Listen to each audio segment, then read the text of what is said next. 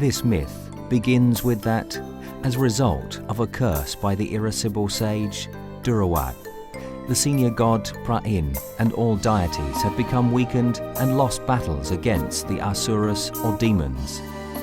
The god Wisanu then devises a scheme to defeat the Asuras, to call a truce and ask them to help churn up the Amrit, an elixir of immortality from the Sea of Milk.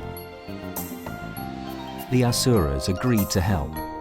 Mount Mandara, the king of the mountains, was uprooted and moved to a position where it could serve as the pivot for the churning. Mount Mandara, a spur of the world axis, Mount Meru was torn out to use as a churning stick. Vasuki Nakara, the king of snakes, was enlisted from the bottom of the Sea of Milk to serve as the churning rope. The demons positioned themselves at the head of the snake and the deities at the tail. Exhausted from being rubbed against the mountain, the great serpent vomited poison, thus weakening the demons.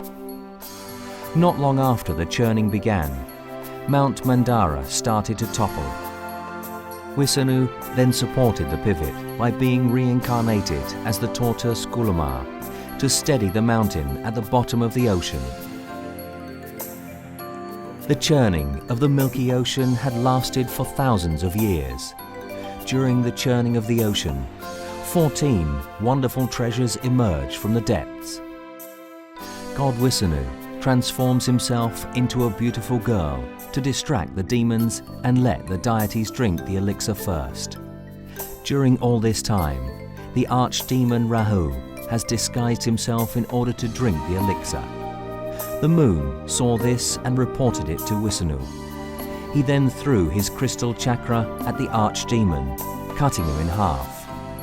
However, because of the elixir, Rahu did not die. He swore vengeance on the moon and threatened to eat it whenever they crossed paths. Because of this, the lunar eclipse was born. Eventually, Wisanu gave the remaining elixir to Pra'in to keep the water in heaven, and the demons were finally driven away.